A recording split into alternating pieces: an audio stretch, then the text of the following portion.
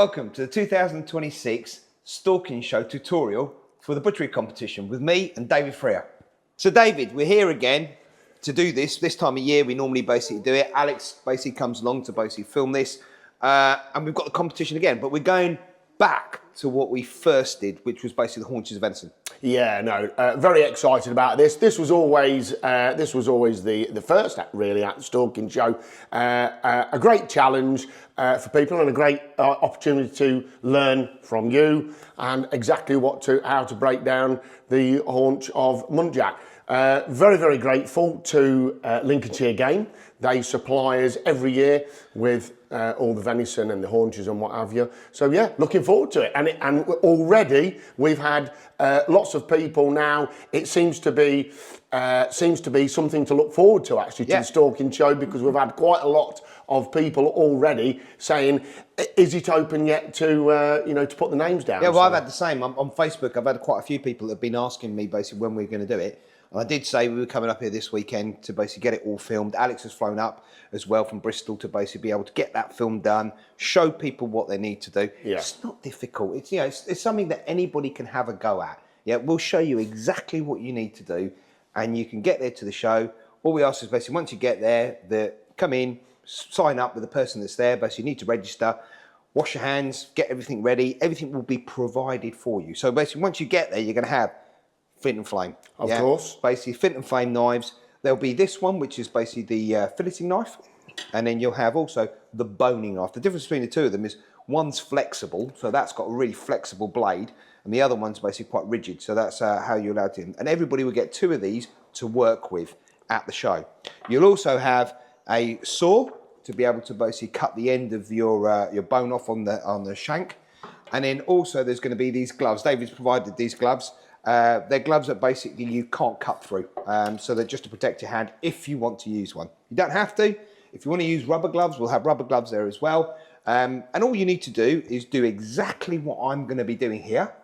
Lay everything out and walk away. Everybody that's judged is not judged by their name. It's all a number for us. So Rachel Green, who's the other celebrity chef that'll be basically doing the judging with me, we don't know who does what, and we want to keep it like that, blind judging, so it's fair for everybody.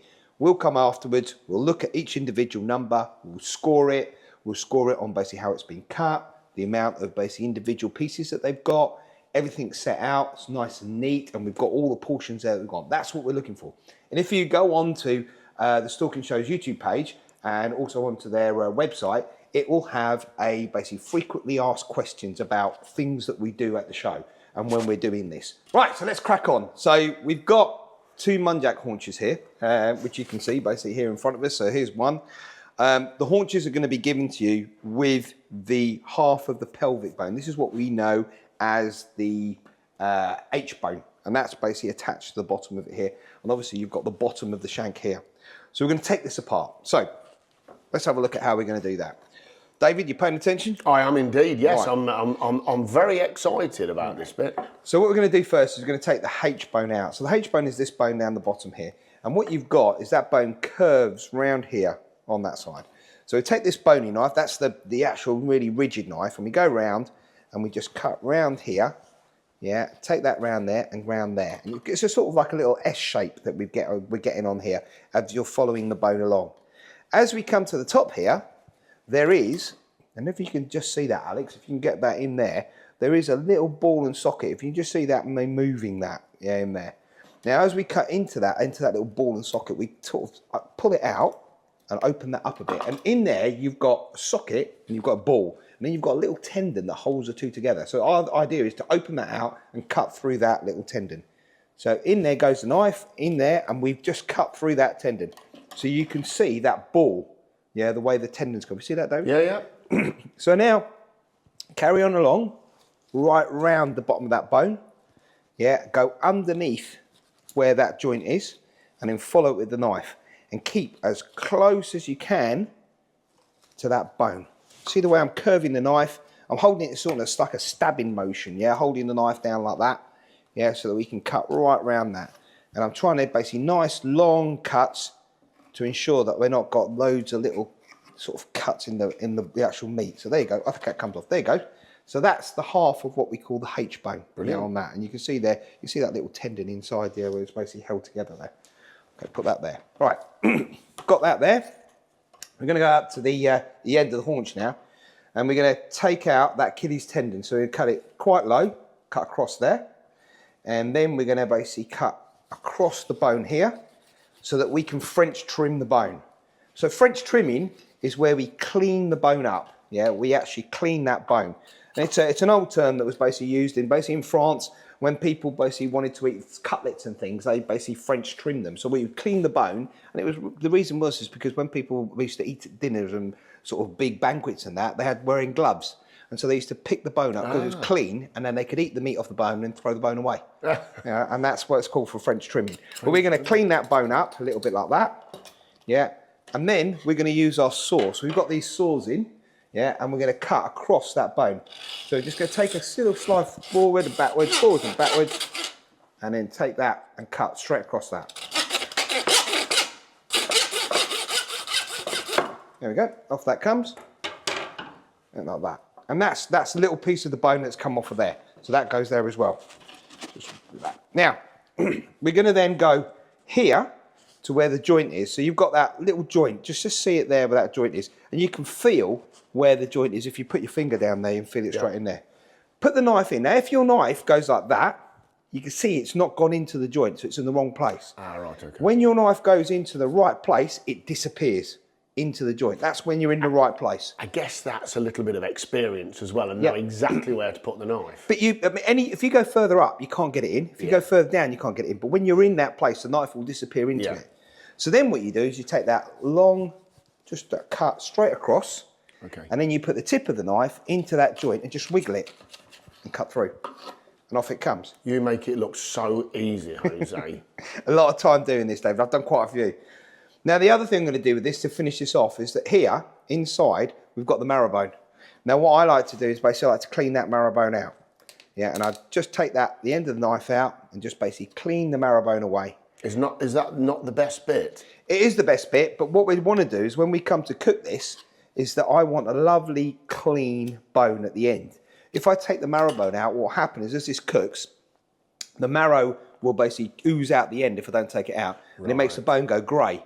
By taking the marrow bone out, it gives you a lovely white bone at the end. Can I ask a question? Yeah. So, when you're judging the competitors, if they've cleaned that out like that, is that a very important Yes, this is part of what we're asking them to do. Okay. What we're asking them to do is replicate what I'm doing. Yeah. We're not asking them to do it their own way, we're asking them to replicate exactly what I'm doing. Fair play. So if this was a haunch, if we were doing this as a roast haunch, then that cleaning of that bone, that would mean that once the haunch is finished cooking, that then it would give me a little handle to hold so that I can carve. Right, okay. Right? And in the olden days in houses, they used to have like a little clip with like a stag's head on the end of it, and they'd put it onto the end of that, and then they'd hold the stag's head on the end. Goodness. So it would give you this little bit to hold on to. But this will recede down, and it will basically cook. When it cooks, it basically shrinks a little bit. So that gives us our little shank. Okay. Yeah, so that's the shank.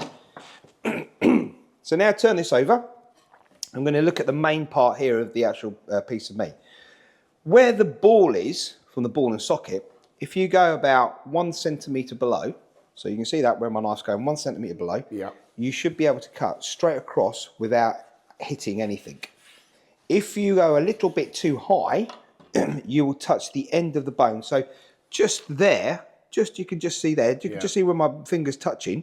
Here you can see you're going into flesh. There, you're touching the tip of the bone that's at the bottom of that. Okay. So you want to go below that bone to take that off. So let's look at this little piece that we've got here. So here now we've got the rump. This is the rump, right? It's called the D-shaped rump because it's basically shaped like a letter D. Now with the rump, this year, we're going to ask you to do slightly something different, right, to what we did the first year. So with the rump, we're going to clean the rump up, and we're just going to take a little bit of this meat off the top of it, just to clean all of that off. And this will go to our trim, right? So we've got a little pile of trim that we're going to put there. And then we're going to separate the muscles here in the rump. Just carefully go like that and separate these muscles out.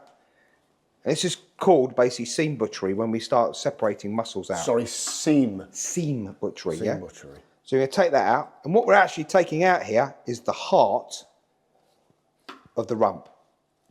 It's called the heart of the rump. So we're taking that out. Okay. Here, and you've got like a little heart-shaped rump.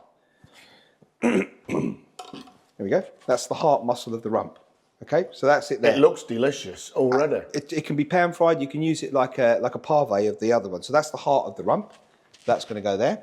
Here, we're going to take this here, and this little triangular bit here on a piece of beef would be called the picanha. So we're going to take that off, and we're going to go use the flexible knife to get underneath there, and just take that off there, and take that off there, and that's the little picanha there. Picanha. And where does that word originate from? Beef. It's off of beef, yeah. Okay. And then you've got here these other little bits, which are again trim, which you're just going to put with that with the trim. Okay. So we've got those two little pieces for the rump. Yeah. Obviously, what I'm trying to show you here, normally for something like munjak, we wouldn't do this. We'd basically have the heart. We wouldn't bother the picanha. We'd dice it up and put it in something else. But just to show you, on something like a fallow or a sika or a red, these would be much bigger pieces. You could probably get a full portion out of that, and then you could probably get 2 portions out of that. Yeah. So it's a little bit different. So now we go on to this bit here. Yeah, we've got that. Turn this over, and you can see, God's put lines here, for us to follow. So this line here, is what separates the muscles. So what we do is we lift up the muscle on the inside. You can see there's a little gap there. We can lift it up, and we just use our boning knife to cut along that line. And again, we're seaming the individual muscles. Seaming along, seaming along. You see that? See how we're dividing the muscles? Yeah, we're not cutting into them, we're dividing them. Where there's a natural sort of divider. So we cut across there, and we just basically... Can I ask? Yep. Are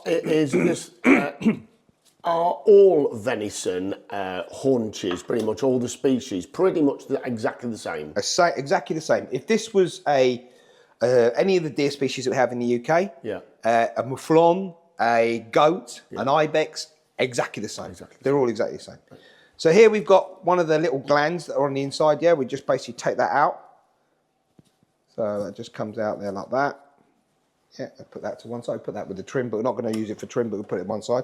We carry on opening this up, and you see we're seaming them. So we're still seaming them. See how we've opened that whole thing up? Yeah, it's got open like that. Yes. Yeah, see that? The whole way.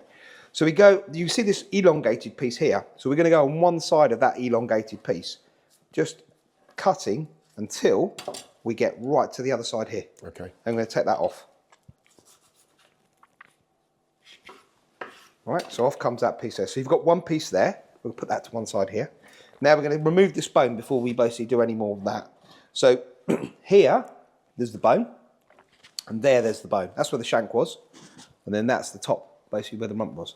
So what we do now is we basically take and we find where the bone is, run the knife along the edge of that bone, all the way down, exposing the bone. You can see that. You can see the bone being exposed there, yeah? And then we run the knife along it and expose the bone even further. We're trying to get underneath that, yeah? Then we go on the other side and take it off the other side, okay? So what that does is basically that bone pokes out a little bit. You can sort of put your fingers underneath it. Yeah. Now what you do is you go underneath it, so you can see in there where you're going underneath like that, go up towards that little bit there, and pull that away, then go underneath like that, and you can see here you've got this little bit here, just go around that. So you leave that on the bone, that little piece? Leave that little piece on the bone. Okay. That's the bit that basically was attached to the shank. Yeah. We come around the back here, you can see here, we've got the kneecap. Yeah. So we cut across the top of the kneecap. Yeah, just got that, like that, and cutting across the top of that kneecap. So the kneecap is still attached. Okay. So this, we go back to the shank, look. Join, yeah. That's where it was basically sitting together. So there we go. So that little bit of meat can come off of there, yeah, and that little piece of meat can go onto our trim. So all that goes onto the trim. Got a nice clean bone there, so that's the bone that goes there. Great for the dogs. Where that bone was, in the middle here, we now divide it in half. So you can see that just there where that piece of sinew is, we divide those two in half. So now we've got 3 pieces that we've got from those haunch pieces. So let's go back to the first one. Okay. So this is the first one that we had. And can I ask what that one's called? You've got 2 pieces on this now. Okay. So we've got to separate the 2 before we give them their names. So this one here So along, you see there's a piece of sinew there, piece of sinew there. Yes. Right, and as we just prise this one away, we're seam butchering this still. We're not cutting into the muscle. We're just dividing it out. We take that one off. Now we've got the two joints. This is the Silverside. Okay. This is the salmon cut. Okay. Right, so the salmon cut looks like a fillet. Can I ask a silly question, Jose? Yeah. Is that called the Silverside because of all this sinew? Because of the sinew. So the terminology that basically we give venison comes, some of it comes from lamb and some of it comes from beef. So it has no terminology of its own. The only piece of venison or any wild mammal, a large wild mammal, is the haunch. So we call this the haunch. It's the only animal that has a haunch. Right. But that would be a haunch of venison or a haunch of wild boar. Okay. Right. The rest of the animal basically shares its names with beef and lamb. So off comes that Silverside. Beg your pardon. Salmon cut. That's the salmon cut. This is a great piece of meat that basically can be used for kebabs and stir fries, right? I wouldn't cook it as a whole piece because they tend to curl up. Okay. But it is quite a tender piece of meat, and we can use it.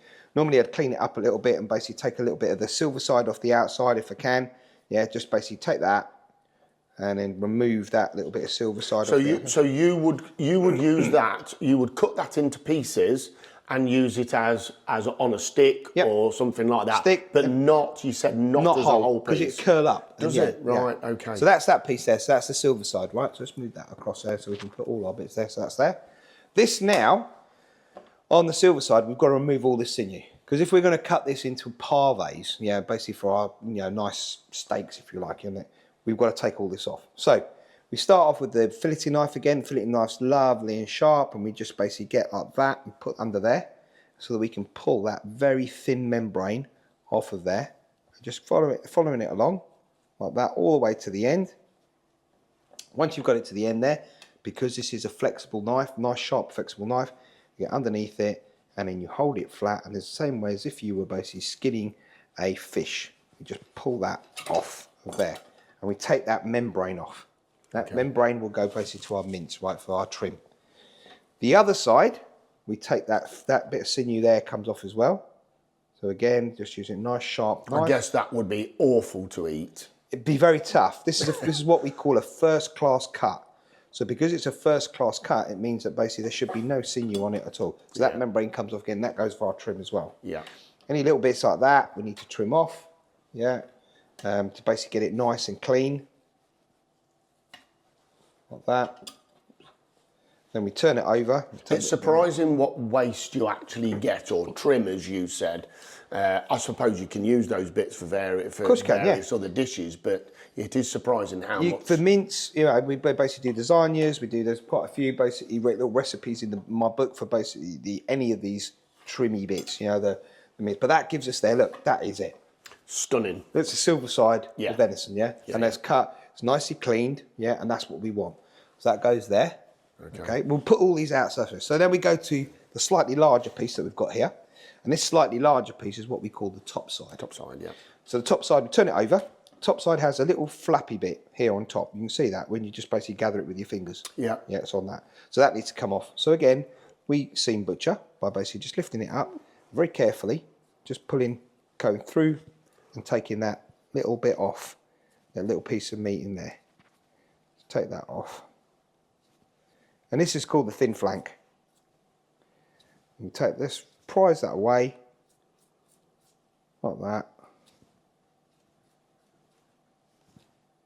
without cutting into the meat, just where it joins. You take that off, and that will go to our trim as well. Off that comes. Okay. Yeah, that comes off there like that. That goes into our trim. Okay. Here now, a lot of people just leave this as it is. I don't like doing that because there is another round joint here. If you just push your fingers through it here, you can see. Some people would cook that as it is. They'll cut it into steaks as it is, but I don't like doing that. And the reason I don't like doing that is because this little bit that we're going to take off now has an artery that runs through the middle of it, and it can be quite chewy. So as you separate those, you separate it with your finger. You don't really need the knife. You separate it there. Then you just follow with the knife, basically just cutting that round and taking that off. Right, and this is the bullet. Called the bullet. Yes, I've heard of that bullet, one. Okay. And the bullet has, once you take this bit off here, put that off there, the bullet has an artery that runs from there through to the other side. and that artery basically sort of sits in there. Okay. And with that artery, you know, if you want to take that artery out, you can take the artery out, run it through it. But once you take, here it is, so you see there to there. Yeah. Once you take that artery out, what happens is it makes a little bit of an uneven piece of meat. So with this, what I tend to do is I put this with the salmon cut, and I'll use this for kebabs and for other bits and pieces like that. So there you go. That's what you want, because you end up with this sort of big divot taken out in the middle of it. But it will work for stir fries and stuff. So we basically put that there. So that's the bullet. Okay. Here now, yeah, we've got the rest of the Silverside. Oh, sorry, rest of the Topside. Topside. Yeah. So we're gonna, this silver skin that's on the outside here, we're gonna take that off. And again, using this really sharp, filleting knife, and just basically just trimming that away where we've got the thicker bits of the sinew. When you've got a lovely sharp knife like this is basically, it's so easy to do. Just makes it easy. Yeah, it makes it so much easier. If you haven't got a sharp knife, that's when everybody gets all the problems and they can't do it properly. But with this, you see the way I can just drag my knife across the back there, and it's just picking up that really thin membrane. Yeah, a super thin slither off. Yep, and we've got another little piece there, so just take that off and just basically just trim that away, and off it comes. Yep. Okay, so there's our Topside of venison. Like I said, if we were cutting this into portions, out of this, you'd probably trim the ends and get one portion out of it. Yeah, and the same with this one here, you would basically trim the ends and get one portion out of it. Quite small, obviously, being a muntjac, but obviously as you go up the species, more roe portions. and fallow and red deer, it's transformed into a much. Definitely. So now here, what we've got here is we've got the last piece, which is this is basically the this is flank. the one that I always find difficult because I look at it and I try and open it on, and I've had several attempts at this, and this bit I find the most difficult because there's so much of the sinew seems to be in there. Yeah. But so what we're going to have here is we're going to basically cut round this. You're going to pull that skin off the outside, and just keep pulling that skin. Yeah, and pulling it away. Then this last little bit, we'll basically use the knife just to trim that away and get it off. Right, so off that comes. That goes for trim as well. Now we're going to turn it over. And here where the bone was, because remember the bone was nestled in there. Yeah. You've got these little pieces of meat that were basically sitting on the bone. So again, we just use our fingers to pull that away so that we can see the sinew underneath. Just pull that there. Yeah. Off that comes. That goes for trim as well. And now we can see the sinew. Now, if we turn this over, this piece here, if you look, as we turn it over there, that's a great big muscle that sits on top. Yeah. And then underneath here, you can see here that there's a muscle underneath. So the idea is to pull this muscle off around that muscle. And what we do is we start here. So you take that, where that little bit of muscle is there, take it there. You can see the seam.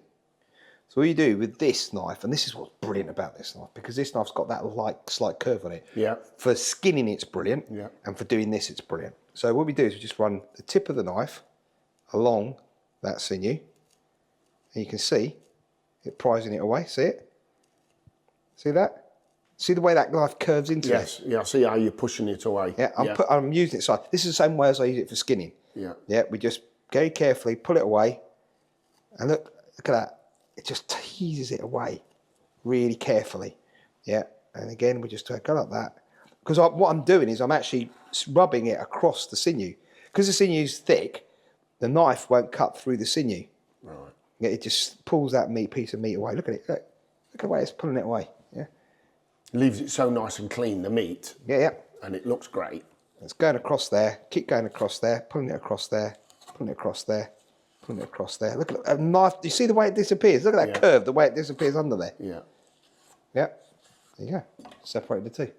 So you see how that was nestled in there together, and it's. I always struggle with that bit because I really didn't. To be fair, I really didn't know what to do. So that is enlightening to me. You've divided it into two now. Yeah. So we're going to take this piece first here. Again, we've got that sinew on the outside. Yeah. So we need to remove that sinew. Yeah. And again, we just use that filleting knife, nice sharp filleting knife. Run it across there. Yeah. Run it across here.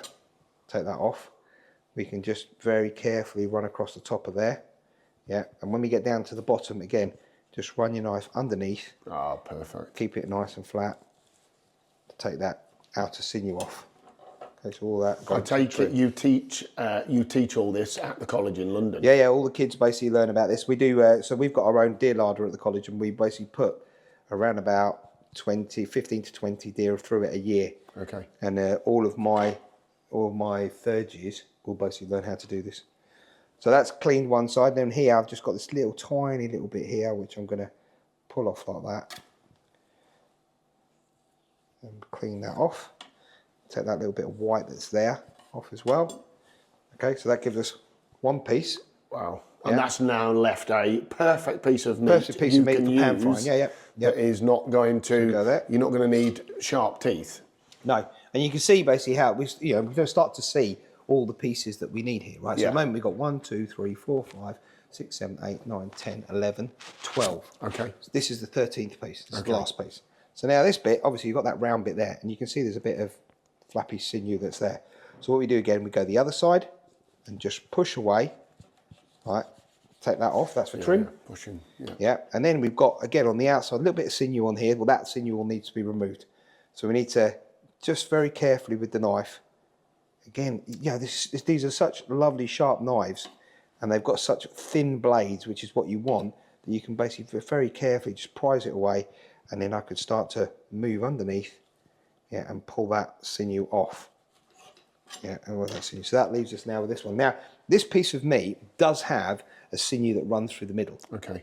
But I'm not worried about that, right? Okay. Because it's such a fine sinew. This is the only time I leave that piece of sinew in. Okay. But we leave that. But that gives us another one. If we were going to cut this, we can cut that there, and that gives us another portion pave out of it. So I was just going to ask, what would you use that piece of meat for? With all of these, so years ago when Mike Robinson basically started looking at breaking down deer, and we were doing it together, parves was a name that he coined, and it was basically anything that was cut as a straight cut, thick piece of meat that then was pan fried. Okay. And a parve normally, if you look in French, it means basically pavement or cobble. Okay. And as a pavement or cobble, it's basically thick on all sides. It's got no thin piece. So what it does, it cooks evenly. When you've got a piece of meat that starts thick and then goes thin, the thin bit will always overcook. But when you're pan frying, a nice thick piece. Right. So with these, when you cut them square like that, they cook beautifully. So on this sort of a deer, we'd have like one, sort of maybe 2 out of that one, maybe that's 3, maybe another one out of 4, and then normally out of this one you get another one 5. If you're a larger deer, you're going to get more portions out of it.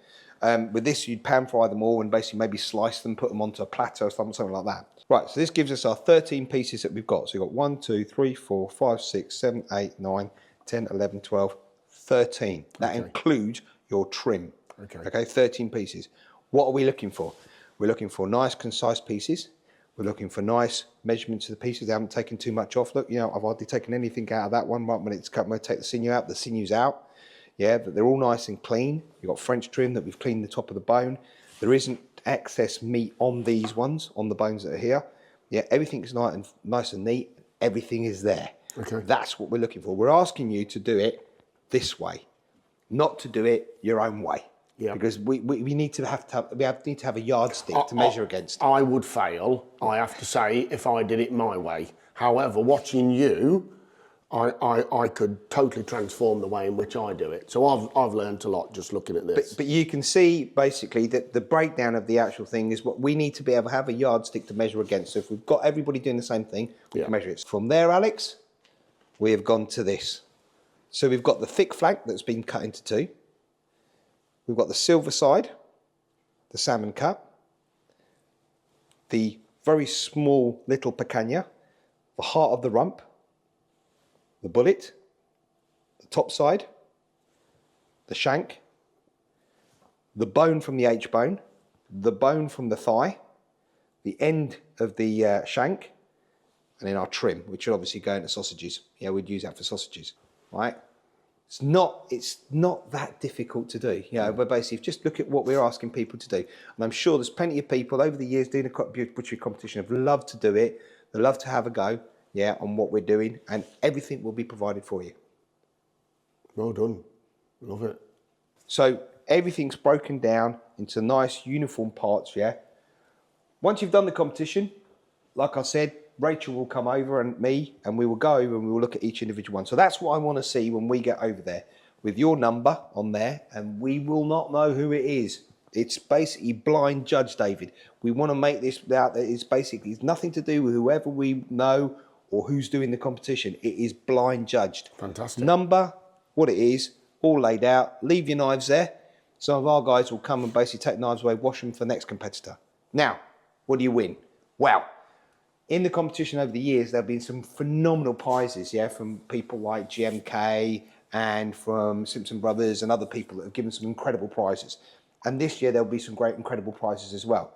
You will also win the knives. So the knives that you use on the competition, the day of the competition, you will win them. So the filleting knife and the boning knife, you will be winning those if you are in the top 5. Yeah, and then there's a first, second, and third place, is it? Yeah, I think we actually have 5 pairs of knives that we will give away to the first 5 from 1 to 5 winners, and then there'll be a first, second, and third of that's judged and won, and as Jose said, there'll be some phenomenal prizes. I mean, like other years we've had binoculars, scopes, boots. I mean, there's been some incredible prizes. So and it will be the same this year. Yeah. We will have some stunning prizes. And you don't have to worry about basically staying at the show to collect your prizes. What we'll do is once we find out who the winners are on the Sunday, it'll be the Sunday afternoon, because we basically look at all of the winners over the 2 days. There's 20 places. So you need to get quicker with it. There's 20 places. We can't do any more than 20 places because physically we just can't do it. While we're doing the demos and everything else, we just can't do it. We've already had people emailing in and asking when we're going to actually put this out there for them to join the competition. We started this, Jose, 3 years ago? 3 years ago. And it is so popular now. So it's incredible. It's great. So to enter, if you go to the Stalking Show's website, there is a full blow of what we've talked about here and how to do everything. And there will be all the instructions on how to enter. You need to register basically at their website. And then what we'll do is we'll take your names. The first 20 people basically to enter will be the ones that are going through to do the competition. And then you will be assigned a time. There are 2 heats on Saturday, 2 heats on Sunday. Correct. So I think there's a morning and afternoon heat and a morning and afternoon heat on the Sunday as well. And then you just turn up on the day. There'll be someone there with a clipboard. Speak to them, say to them, I've come to the competition. They will assign you a number. They'll give you your knives. You start. You are not going to have a crowd of people watching you. It's just a table by the side of the stage. We're going to carry on with the demos, and you do your stuff. It's not timed, You do it in your own time, And once you've done it, you just leave everything there and you say to the person that basically signed you in, I've finished. Fantastic. You walk away. And we will contact you with your prizes if you win. So good luck to everybody that's basically going to do it. If you want to see the tutorial, this tutorial, you can watch again and again, basically seeing how to do it.